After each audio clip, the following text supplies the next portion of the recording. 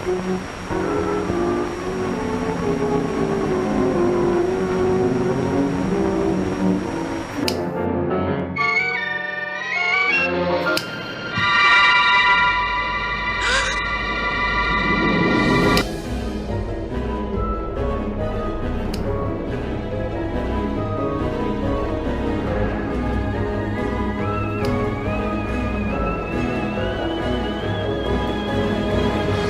there, boys and girls. Welcome to this week's episode of Hollow Weekly Presents Missed It By That Much.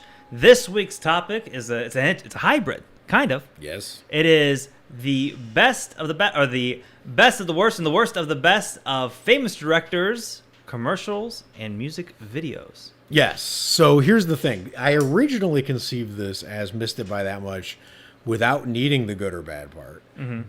Because the missed it part was this work is going to disappear. No one is going to remember this stuff. No one's ever going to they're going to be completists who really worship certain directors who might go back and watch whatever. But it's not like movies where you're going to be celebrating the 30th anniversary of David Fincher's Speed Chain commercial. That's not how it goes, except for maybe that one Apple commercial that everyone talks about, whatever. This work doesn't get talked about, but there was some amazing work getting done in music videos and commercials by directors that are just the top notch. So we're let's talk about it before everyone forgets they exist. Or remind them. Right. Or remind them. Here's a refresher. And some of it's surprisingly enlightening on what the directors went on to do, which is interesting. You're going to make an argument for someone that I absolutely despise. Well, and I totally buy it because I did not know he did this commercial. And when I watched the commercial, I agree with you, but it was a phenomenon. Right, no, that's what I'm saying. It still kind of is. Maybe not as much anymore. But no, it's amazing. That would work now. Everyone knows it. We'll save that. I'm all in. I'm telling you something. All right, so I'll kick off with this one because this is the director that we both really, really love, and I will explain why it is the worst from the best. Yes, because there is a rhyme and reason behind it. Totally. So and I actually have some backstory behind this. So it's actually going to be David Lynch's PlayStation 2 commercial. I need everyone to know something. Yes. For the longest time, and I researched it. This is where I first went back to my research. This is like the Mandela effect. You would have bet all your money. I swear to God, I would have went all fucking in. Yep. I thought David Lynch did the PlayStation 3 commercials, which were notoriously fucking weird. Right. It was like a baby sitting in a white room.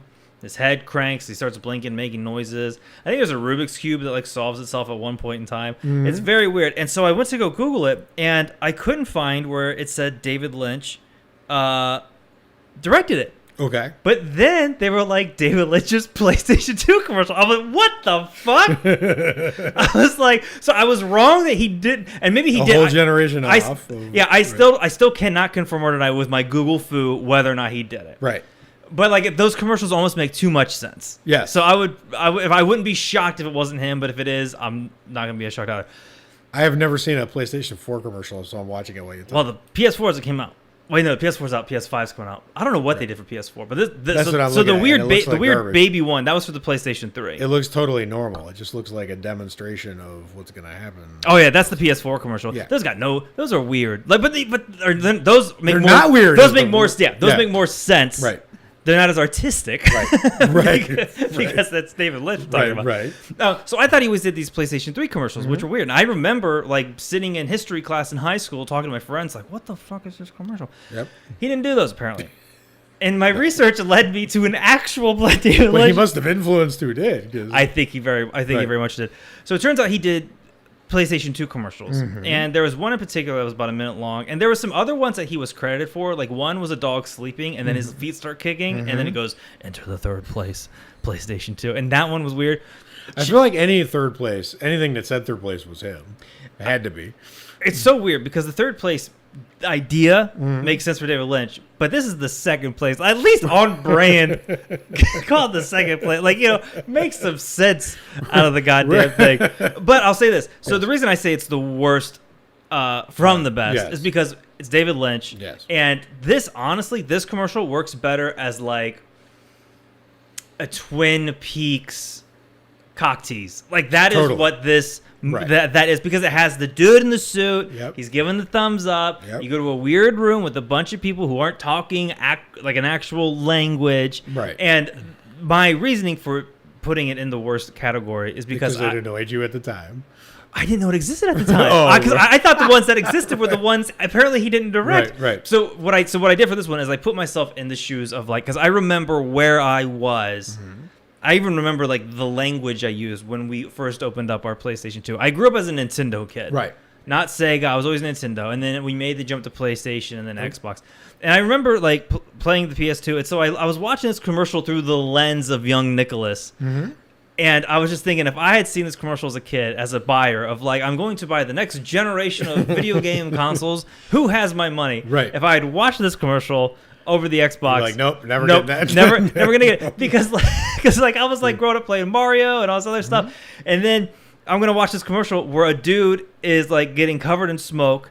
He goes into a room where this dude has like no face, but he's kind of talking, and then a duck starts screaming.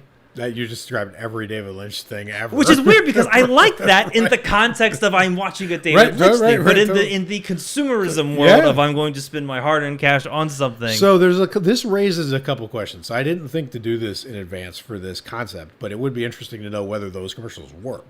Especially in light of our theory that it influenced the next generation of commercials, because they wouldn't have done it again. Yeah, they wouldn't have gotten if even it hadn't weirder. worked, right? Yeah. So I wonder if it worked. I don't know. I can't. Well, if can't it was say. in fact him doing the PS3, then well, I will say this: the PlayStation 2 is like the highest sold console of all time.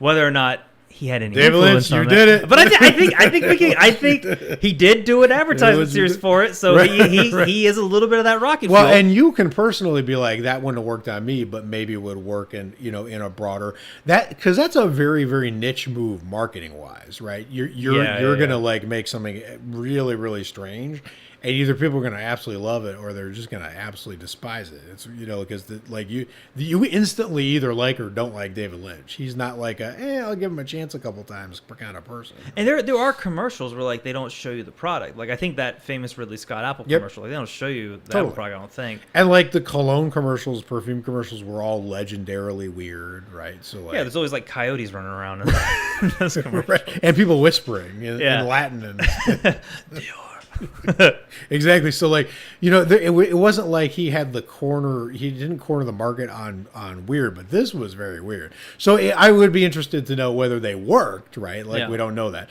Second thing is that the third place. So we watched the behind the scenes of making of this. Yeah, it's like a 7-minute documentary. First of all, David Lynch is just fucking charming as always, just like incredibly. There's a part in it. Did you see the part where he's directing it and he goes, "Okay, wind, water, fire," and they load up the fire and he goes, "That's fucking beautiful." And then the whole crew starts laughing because it's David Lynch just like musing to himself like how much excited he is. But so like they probably didn't expect it from him, right?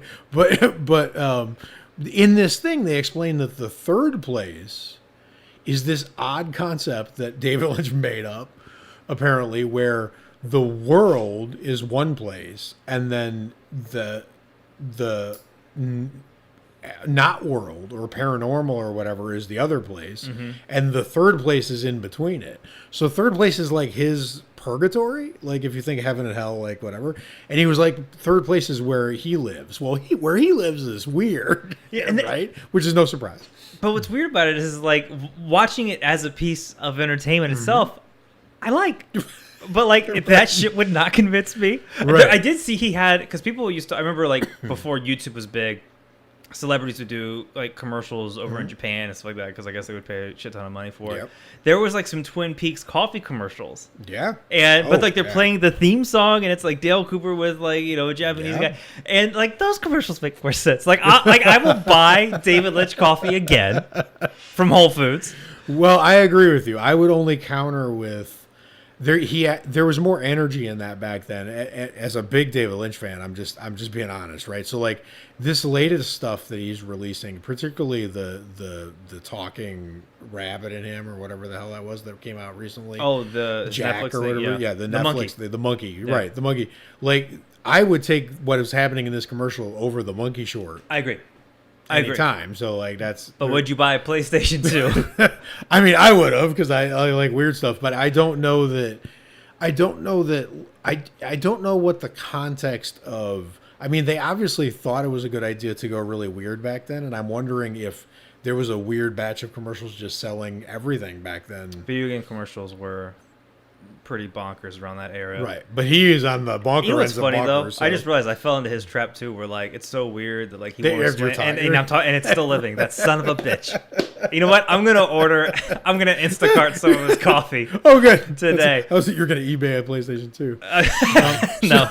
No. So that's my my first. Good choice though, because in all honesty, there are things that I was researching for this podcast where I saw it and I was like, oh my god, that's among the best things I've ever seen this person do, and that did not happen when I watched the Lynch Show. When I watched the Lynch Show, I'm like, well, that was weird, but like he needs space and time to sort of live in a world because the weirdness is, if you don't have a taste for weirdness, which I do, but if you don't natively have a taste for weirdness, like you're a little alienated from his world, and it's the little touches. It's like the swaying and the stoplight and the wind in the trees or whatever. When you get that atmosphere, you feel, and the smell of the coffee and the apple pie, then all of a sudden you're there, because he anchors the weirdness with all this normal, like tactile stuff. But that doesn't work in 30 seconds.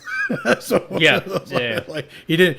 I don't think he works in that form. Some people, like the other person you're going to mention, 30 seconds of him is enough, and it's like perfect Somehow. length or whatever. More than enough. but it's kind of cool because it suits him, right? So, but not David Lynch. So that's the first. All right, that's super cool. So like I'm gonna because my other two things are music videos, so I'm just gonna match you commercial to commercial. Cool. Right? So, but as we discovered, there's a tie-in from one of my choices to one of my other choices crazy that I'll hit in a minute. But so I was torn between two David Fincher commercials. There's one called Speed Chain, which I won't go into because I didn't pick it, but the concept of it was literally the evolution of speed, starting with amoeba, and then it comes on the land, and then a snake, and then a horse, and then a person running, and then a sports car and a jet, et cetera, et cetera. So it was like the evolution of speed, shot like super clean and perfect, like David Fincher would.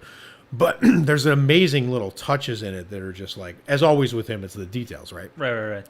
But the commercial I liked better was the one called Fate Leave Nothing, which was for Nike. And it was where you're basically spending time with two football players and you see them literally in the cradle at the beginning each, and then they're set in motion. So as little kids, they're playing, and then as younger adults, they're starting to play sports, and then they get more and more accomplished. And you even see other stuff, like sometimes they're in class taking notes, and you're basically they're growing up. But one is going from the left of the screen to the middle of it, and one is going from the right of the screen to the middle of it, right? And it keeps cost cutting to the one person's always heading left to right, and one person's always heading right to left. And it's at the last second that you realize, when the football teams enter the stadium, and then they call the whistle and the play starts, and you see the two players that you've been following their whole lives in 20 seconds are heading straight towards each other, and then they collide, and there's no give. No one gives ground, right? So they just go out of bounds as a tie. It's a draw, because they're equally prepared and they're equally great, and they were meant to be at this moment where they stop each other, right? And it's just it's mind-boggling that he can pack that amount of storytelling and that amount of imagery and all that stuff into a minute or a minute 9 or whatever that ultimately, And it's cut to the is it the good, the bad, the ugly? The music, yeah. Like that, it makes me but it makes me think of Quentin Tarantino now all the time, because anytime you hear music like that with that kind of whistling, evocative music, it's always something Tarantino be playing when like Jamie Foxx shows up or whatever. But so the storytelling in the commercial is amazing. But what was really cool to me was, what made me pick it as like the best thing to put in here was, it was the little details of, and I had to. This is weird to say about a TV commercial, but I had to watch it 3 times to get it, right? So, like, I got the concept of them heading towards each other, and it gives you chills when you think about... It makes sense on first viewing visually as a sports commercial. Totally, absolutely. Sports, Clash, Nike. Right, absolutely. Exactly right. And you got to get the concept of, they're heading towards each other. And if I had made the commercial, because I'm an idiot, I would have made it chronologically, just birth to whatever. But he's flashing back and forth. And it's because he knows where to put things, like no one else, right? Like, so it's not chronological. You're with them as kids, and all of a sudden you see an adult, and then you're back to kid, and like only he knows why he has to do it that order. But it's perfect. It's perfect the way he did it. But what I didn't realize, and what was amazing, was to realize that one of these players is a running back, and one of these players is a linebacker. So they're playing offense and defense. And when you go back and look at it, the things the kid was doing as an offensive player were evasive. He was sneaking right. He's jumping over the through sprinklers doors, and someone like he's when someone goes to high five him and he gets it with perfect coordination, and then someone tries to hit him on the shoulder and he just evades it, like as a kid, like as 8 years old, like whatever. And the other one, when he's playing, he goes "Rawr," like Godzilla, and he's like a little kid, and he jumps up and he just lands on the coffee table in the middle of the room of his family and just crushes it. But it's not until I rewatched it that I realized that he was giving the traits of the defensive kid, the defensive stopping power traits, and the offensive kid was the one that no one could catch or touch. But it was so subtle that it worked out perfectly. So, and cut, and we're live again, Okay, so that was David Lynch's Nike. David Fincher's commercial. Yep. I always do that. I always get Finch and David Finch and David Lynch. And Fincher. See, Lynch and Finch. That always happens. That should be like a cop show. What would they? I wonder what a commercial directed by both of them would look like. Oh my God! I was just thinking. That'd be chaos on set. I wouldn't like that one. Can't even imagine. But I also I do like that commercial because it had the dude from the Steelers with the crazy hair who did the Head and Shoulders. I love that guy. Yep. I love that guy, and he's so anytime he was on the field, like you knew exactly where it was because he just had this big bushy hair, totally out of the background. And I mean, his intensity. They were showing them like arriving in the buses or whatever, and he's kind of a goofy looking guy, but when Fincher goes close up on his eyes, you're like, oh, I'm not getting in his way. You know what I love about it though is that commercial is how it ends like lightning. Like when they clash together, like you feel all the training like those dudes did their entire lives. Like they didn't skip out on nothing. Like they showed up every day in that one moment, like just that bang, that loud thunderous clash. And there's like an appreciation afterwards that they show to each other or whatever, because it's there's no hostility in it. It's like the best of sports, It's not like which is it's just epically well done. I wonder how I would do a commercial like that. See, that's the thing is, I would have just done it chronologically, and it would turn out to be crap. I was thinking about what you were saying. I was like, well, how would I do it? And then you're like, well, I certainly probably wouldn't do it like a master like David Fincher. There's a reason he's David Fincher. What's your next pick? His Madonna video. I'm kidding. No, I'm just kidding. I know that's not your next. I'm just kidding. You know what's funny though? I was gonna try to do Zack Snyder's My Chemical Romance video, but at the time we were super into metal, and I was like, I would not listen to My Chemical Romance. I'm listening to Arch Enemy, Cradle of Filth. I remember that time. In Flames. I'm not listening to them. That song. Now that I'm an adult, and I don't give a shit. That song's pretty good. That song's catchy. I'll say it. I can admit it. That song's catchy, and I think that was like before he was doing like movies. Right. Which is crazy. So I almost put Zack Snyder on there. Okay. Mainly because he's back in the news because he's getting his Snyder cut. Indeed. Was there anyone? Oh, there was a lot of Spike Jonze stuff. I almost put in. He did a music video for Weezer for Island in the Sun. For Buddy Holly? Or? I think he might have done Buddy Holly. Buddy Holly feels like him. But I know he also did Island in the Sun. Okay. Which is where they're just playing with really cute like baby tigers and chimpanzees. I remember, It's adorable. But I had to do the worst who made the best. Mm-hmm. And the only reason I know about this is because I've been watching a bunch of master classes recently because they're pretty goddamn entertaining. Totally. And there's one in particular I really liked with two marketing dudes up in San Francisco called Goodby and Silverstein. Mm-hmm. I keep calling him Gooby because that's a meme where it's like Gooby please, and it's like this derpy looking goofy like harming Dolan Duck. It's the whole thing. That's awesome. But they're fascinating. They're absolutely fascinating. They talk about like how they did a campaign for Nike as well. They did they did the advertisements when Nike came out with skateboarding shoes. And they did a really cool advertisement where it was like with a lot of skaters, skateboarding is not a crime. Right. Cops always stop them. They're running away from mall cops. It's always a lot of fun. In fact, half of my TikTok now is skateboarders, like fucking with Karens. That makes sense. And so they did an advertisement for that where they were stopping people doing normal activities, making it a crime. So like they would stop joggers, and they're like, "This isn't a crime." I'm like, "Yeah, well, neither is skateboarding." Right. They did another ad that I think everyone is probably somewhat familiar with for I don't know if it was the National Milk Association or the California National Milk Council. Was that? I think it was national. They did the Got Milk. That's amazing. Campaign. They invented Got. Can you imagine being like, I invented Got Milk? It's like impressive and weirdly not at the same time. Yeah, because it's so well known. It's so well known. Right, They talk about like because they have a section where they talk about font, and like they took the font, a certain type of font, and they just stretched it out a little bit, and it just gave it like a characteristic. Yeah. So they did a Got Milk commercial. Right. Ovs. They didn't do the milk mustache one though. They said that was someone else's. Okay. But they loved it. Fair. They also didn't trademark Got Milk. A lot of people would try to trademark it and like make money off of it, but they were like, if we don't trademark it, everyone can just use it, and it blows up everywhere, and that means we did our job successfully. Wow. Which is really kind of cool. Take.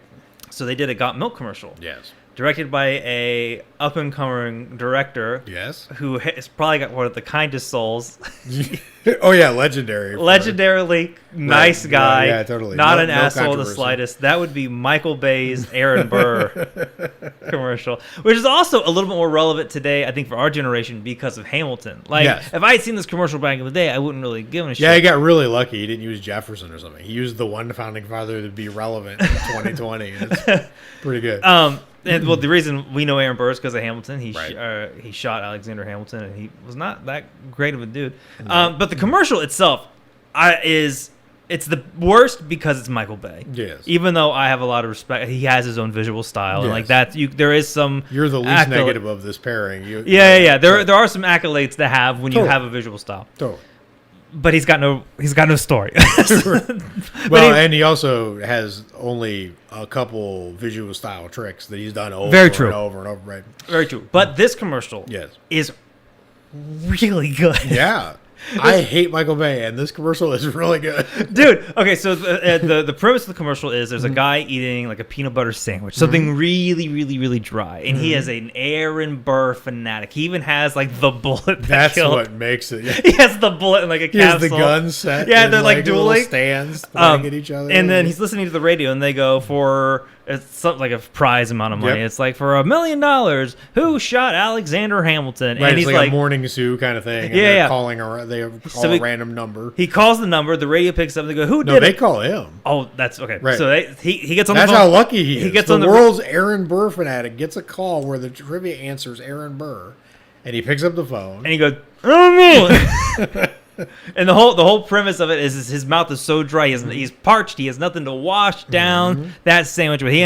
His glass of milk is empty. He has no milk. He has some milk. He has like a little. He has a tiny bit of milk. Because I think that's one of my favorite parts of this commercial. Yeah, he has like a sip. Because here's the thing: that milk, when he pours that milk into that glass, I swear to God, I only watched it once, but I swear to God, that milk looked like crap.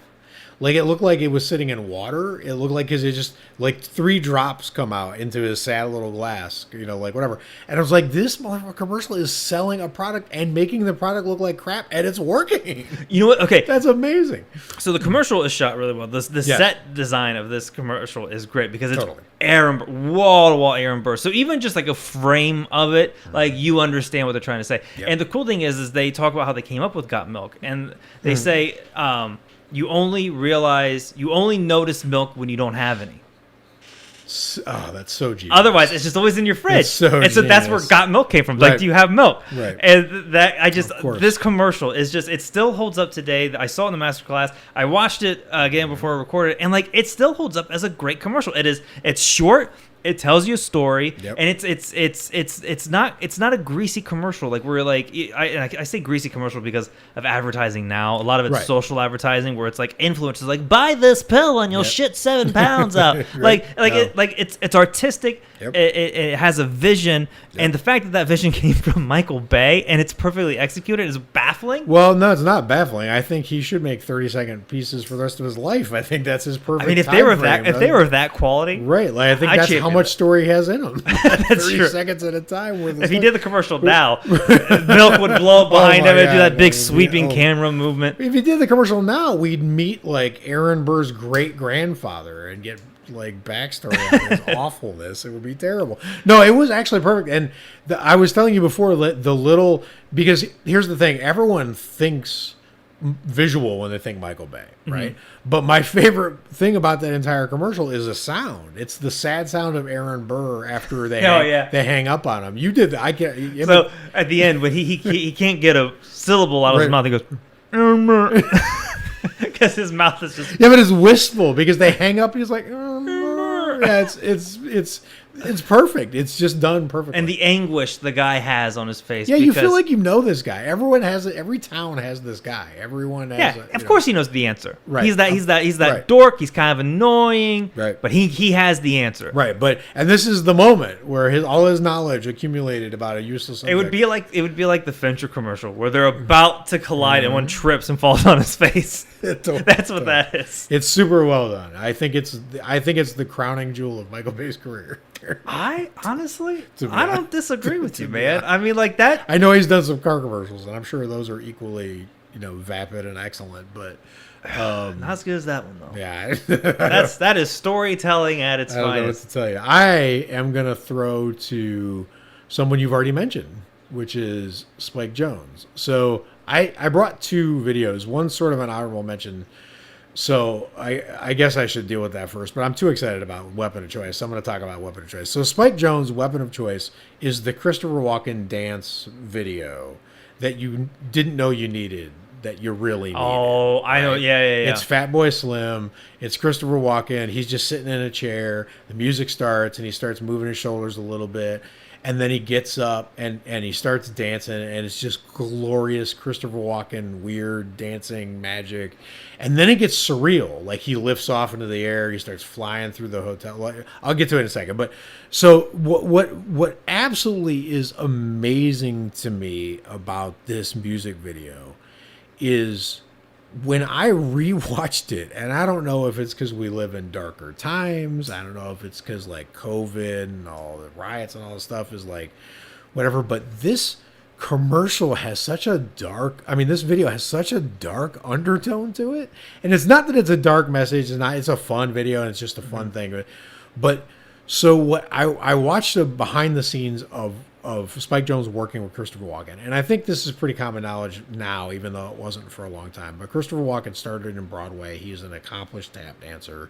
He never got to dance, but Spike Jonze just did a treatment for a video, sent it off to him on behalf of Fatboy Slim, had no expectation that Christopher Walken would say yes. Christopher Walken had scheduling problems, whatever, but he made it happen because he's like, I never get to dance, and it was my my first love, and he is an incredible dancer. There are scenes in this where you swear that it's a stunt person. It is not. He is doing the dance, the big Hollywood dance moves on the luggage carrier when it spins around. That's him. When he's doing like jump onto tables, off tables, that's him. Like, he's an amazing dancer in his own right. So that, first of all, just how mind blowing is that?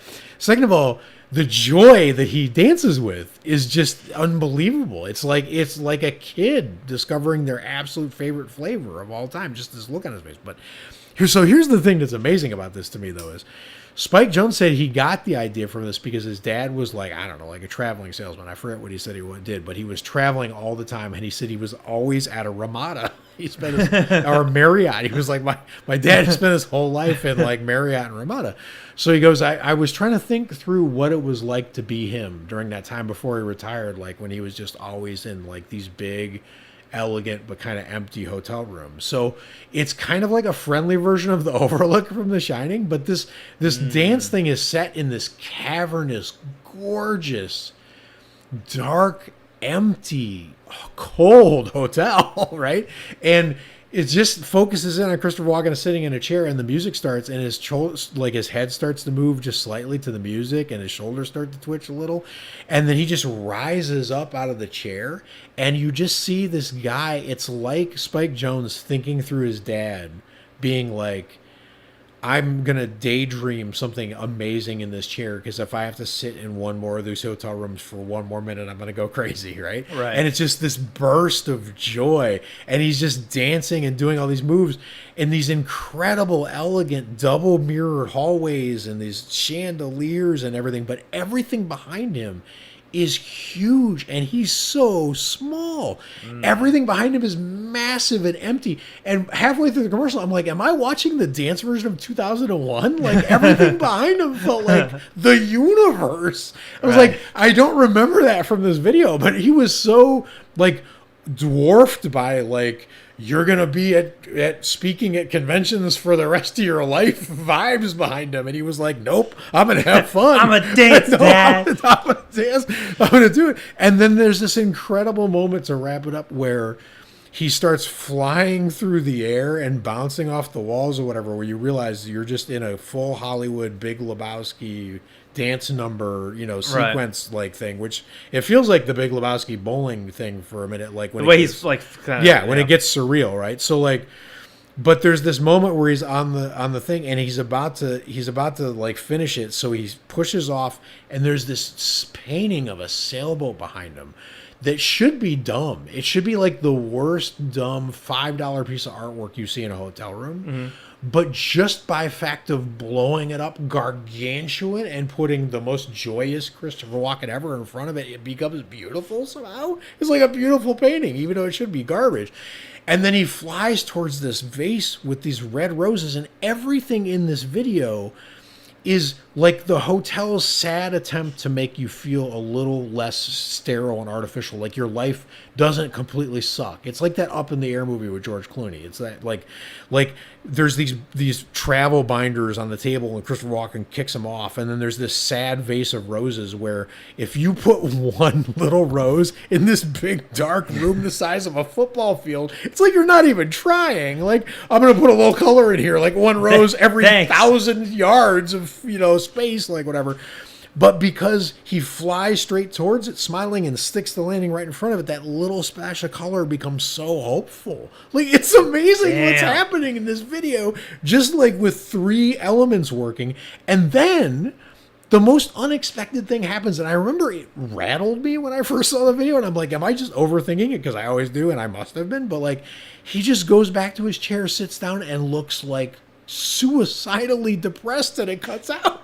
Like, what the way it ends, he just sags back into back to my life, and then it cuts out, and you're like, whoa. And Chris, no. I don't think anyone remembers that. I think everyone who's ever like, if you anyone, it's always him dancing. Yeah, it's him. Any clip you see, it's always him doing this move. He's doing that one where he's like, not the back to like my traveling salesman life ending or whatever. It's a very weird note to end it on. So just for the fact that it's weirder than you remember it's also more fun than you remember it. But there is something dark about Spike Jonze. Like, yeah, oh, totally. There's something. Of course. There's something twisted. Even his cameo, like Wolf of Wall Street. Yeah, or like being John Malkovich. All those things, they're darks. I mean, he's not Paul Thomas Anderson, but he does dark stuff. But like, this one is such the perfect balance of like dark and just fun. And when they asked Spike Jonze why he did this, he was like, I just always want to do like a Hollywood style music thing, like whatever. It's just out of pure joy. But cool. He also is such a great artist that he can't just do it flat. Like, it's just like I was saying about the Fincher commercial, where one of the things that was magic about the football commercial was, to me, is that I'm used to screens as being like a flat square. And the fact that left and right became meaningful and interesting again is refreshing, right? Because usually you're just looking at a flat square. It doesn't matter what's where, really, like, when you're watching it. But in this case, direction mattered, right? And Christopher Walken flying around in this video is like, it's like you're watching an epic movie, like a Lawrence of Arabia, but of like one sad dude. So anyway, I was really taken with it. Thought it was amazing. You ever see him in Jackass? No. Oh, I gotta show you clips of it. Him and Johnny Knoxville would get in these incredible old people makeup. I remember that. And Johnny Knoxville would be the old guy, and Spike Jonze would be an old lady. And the gag was she would get out of a car, and the dress would snag her her dress, and then so she's just butt ass naked at like a diner, at like a restaurant with like an outdoor seating area. So it's just this saggy boobs and like just not like it looks like the woman from The Shining, you know, Amazing. like just not good. And the people like put like newspaper over her. They're like, "Oh, we'll get you a cab," and but it's him. That is so weird. I feel like I feel like I remember seeing Jack. I just don't remember that, but I'll check it out. I'll show you the clips. Okay. It's fucking hilarious. Okay, so those are my two big picks. I have one honorable mention that kind of blows my mind. I don't have a lot of stock in it, but I thought it was curious when I saw it. We love Brian De Palma. Yes. Who doesn't love Carrie? Who doesn't love the what was that John Travolta sound mixing film we did for Criterion? Blowout, Dress to Kill, Untouchables. Oh my God, even his stuff that's not appreciated, like Femme Fatale, is amazing. Well, one of his things that probably shouldn't be. It's not my thing. They should have been forgotten. No, this is horrible. I'm with you. Bruce Springsteen music video for Dancing in the Dark. So anyone who's seen that video right now, you're hearing the song in your head and you're seeing like the they're doing the dance moves. They know the dance. It's just like dancing in. So the argument is that works because it's so meme-tastic. Like you can instantly picture that dumb meme, that dumb dance. But it was a terrible video at the time. It's terrible song, by the way. Yeah, it's not a good song, but like there's no Brian De Palma flavor in there. No, it's baffling. I would love to see a 5-minute behind the scenes making of that because I imagined him staggering in drunk. Yeah, or he's just like staring at a wall or something like that. There's no trace of Brian De Palma in that. No, why? Yeah, no. What happened? Like why? Like there's no that because that's the thing is all like David Fincher's attention to detail is in that commercial, right? Like Spike Jonze's like gentle darkness is in the Weapon of Choice, but like there's no Brian De Palma detected in this. And it's the weirdest fucking thing. And like we were talking about before, like music videos back then, like a lot of them, like if they did like a live concert music video, like if Iron Maiden did one, it would be of them at a big arena rocking the fuck out. This is one where it's like kind of half like Springsteen where they're telling concert. you a narrative story intertwined with the concert. Which might have been original then. I don't remember if that was original. I mean, and if so, that's the only explanation. It's got like a couple. It's got a shit ton of views on YouTube, even for like a video made back then. Now, for it to have that kind of. Well, it's a memory nostalgia thing for sure. But it's just because the only thing I can say in defense of this video, and I thought the video was terrible, is that it's super memorable. Like I said, as soon as you told me you were picking it, I pictured the dance moves. I pictured the clothes. Everyone pictures Courtney Cox. I picture right. It was just gave us Gail. But I'm not convinced at all that if Fred De Palma had directed that video, that it would mean any difference. Like, I would still remember it. Like, the clothes still, like, the dance. If, like, anyone who directed that video. I just can't believe they did the dance, and he wasn't like, cut! Bruce, come here. What the fuck was that dance?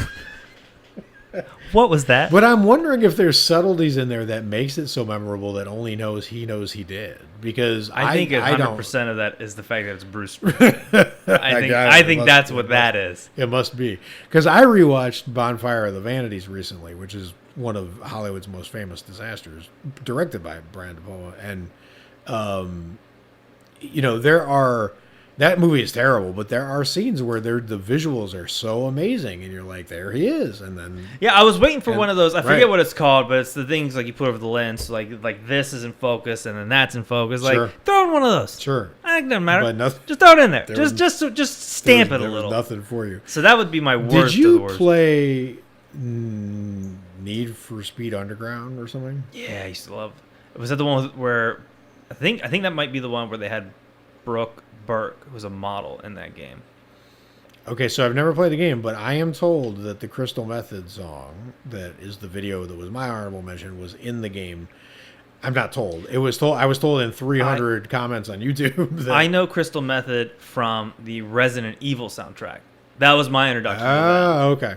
Because Gore Verbinski, unbeknownst to me, did a video for Crystal Method, and the reason he did it was he said that he and I think it's called Born Too Slow. And I think he said that he had heard the song and he was like, I just had to direct a video for it, which is great. That's you cool. love when someone just comes to life and they're like, I love that song so much, I want to be the one that puts visuals to it, because I don't know that he did any other videos, or I couldn't find any other that he did. But like, first of all, I think Gore Verbinski is under talked about or appreciated. Like, he just, The Ring is one of my favorite horror remakes of all time, right? Like, Yeah, it's he just kickstarted. Pirates of the Caribbean. So like, I mean, he's just right. Whoa. Like, right. Well, and the first Pirates of the Caribbean is a legitimate masterpiece. Yeah. Like, the franchise went to the I remember watching that for the first to time. hell after that. But like, that is legitimately a great movie. But he just has a real interesting flavor. Even when he fails, like I think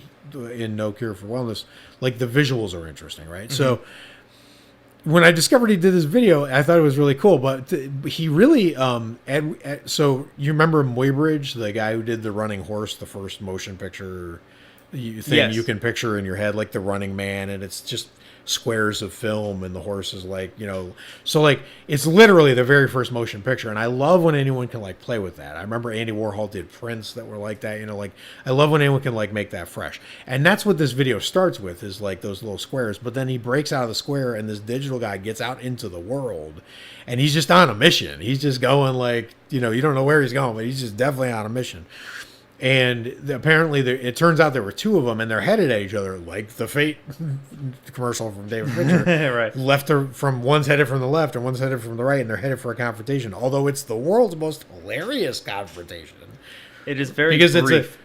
one hits one in the face, the other hits the one in the face, and one does a dance move in response, and the other one kicks him in the nuts. So like that's Even the design of the alien weird creature is cool. Yeah, it's cool and weird, like legitimately still weird the way it's designed. Crystal Method had a kind of a off-kilter sound. Yes. Too. So like it fit the design of like what those dudes. Yeah, because look it looks glitchy and they're like the digital are fading in and out, but there's this incredible shots of the figures. Like one's him going up like an overpass on a freeway, and it's just like these shots are magnificent. But what really sold that to me, although not enough to make it my like official pick, was when the buildings start dancing.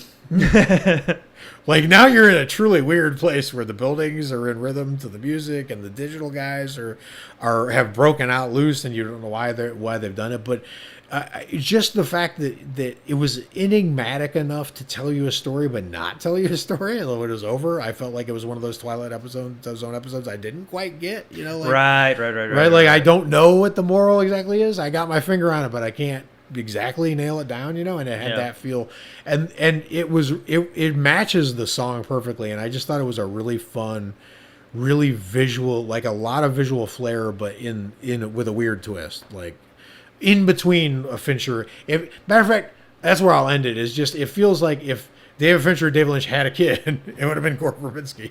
Like somewhat normal, still a little weird. Trying to tell a good narrative. Right. Well, with narrative, but like with weird non-narrative, like messaging moments. Like it's just a good compromise. So it's a fun thing. But anyway, when I was like, I wonder if this video impact, because music videos used to impact people. Now no one cares, but like it used to be an impact. But when I went down, it was like, 300 YouTube comments. I'm like, this is a healthy amount of discussion. And 299 of them were no need or Need for Speed Underground 2. This is the song when you go fast. Like everyone was like, that's all they remember it from. So I could see that my generation being like, if you hear a song, especially if you hear a song from like any of the Tony Hawk games, like, ooh, buddy. Those are what those are from. I did not go with, and you sent me this as a potential pick, and yes. I watched it and I thought it was interesting. Was the Tim Burton music video for The Killers? Oh yeah, what'd you think of that? It's Bones, right? Yeah. The Winona Ryder love story, I guess. It was really interesting, and we were talking. Not good enough to be on your thing, right? Not good enough to be on the thing, and like it made me kind of realize, like maybe because we were saying like we did an episode a little while back, we were like Tim Burton, like what do you have to do to like go back to your thing, right? And that kind of was it, but it didn't feel like his like. Well, because that's not his area either. That's the thing. Is it turns out that no matter how visually talented you are, you either can and cannot make a music video or a commercial, right? Like that's a very specific skill set. Some directors can do both, and you can imagine that they would be able to do both. Sofia Coppola, who I really like as a director a lot, she did a music video, and it was terrible, absolutely terrible. I wanted to pick it. And then I was like, I watched it. I'm like, no, why would anyone want anyone to watch this? Forget I said anything. Forget look in the Men in Black light. I didn't say anything. Don't go watch it because it's terrible. So, I think it's a very, or that's how they get their start. And then it's just ingrained in them. Right. Because it felt like old school Tim Burton, which normally you think I would love, but for some reason, it just didn't land for me. And Beetle House didn't work for you either. I don't want to fucking talk about the Beetle House. I ruined not only my own birthday but everyone else's day. When was your last great Tim Burton experience? I know mine was Hollywood Bowl, but that doesn't count. Last great Tim Burton experience. Did you like Big Fish? I'll tell you, I did enjoy Alice in Wonderland. Alice in Wonderland, okay. Yeah, I think that would be it. But I didn't see Through the Looking And even Glass. that's old now, stunningly. Yeah, I know. Like, time is slipping. Go figure. Time is gone, so. But anyway, if you have any on your guys' list that are really interesting, I know Gus Van Sant did some TV commercials and a lot of Spike Lee. Lee. So if there's any that you thought we should have talked about, throw them up on our Wes Facebook Anderson page. had that credit card commercial where it's him on set. He did. And it's doing that I saw that. famous dolly shot that he always does. Like, that's another good one. And they're doing the moves that they always do. That's the part of me wants them to surprise me. Part of me wants David Lynch to do just a complete straightforward MasterCard commercial where like someone just rolls out, buys something, walks off with a smile, and you're like, and it's directed by David Lynch. You're like, what's in there? There's got to be something in there. It's like those weather reports he's doing right now. Yeah, a David Lynch MasterCard commercial would be like, they go to the grocery store, they're checking out, and when they swipe the card, like the card moans, and you're like, no, back in the wallet. That's true. That's what he did with Josie in Twin Peaks. Yeah, totally. Oh, all right. Well, those were some good picks. I like those. I think that's fun. Don't forget Don't forget the works of your people. Even though they're not movies, they're worth watching. Yeah, and it's interesting. You kind of have to research a little bit and like find out. Like I could not confirm nor deny the PS3 commercials. So if you guys know, let me know, and then let us know your other favorites. I would love to know like who else has done stuff that's just like I didn't know did it. Like it's fascinating. Totally. So also leave us a review. That's always great. A 5-star review. Put your recommendation in a 5-star review. Yes. That's where you put it. Until next time, stay scary. Watch a bunch of horror movies and commercials and music videos if they still make them. Bye, guys. Bye.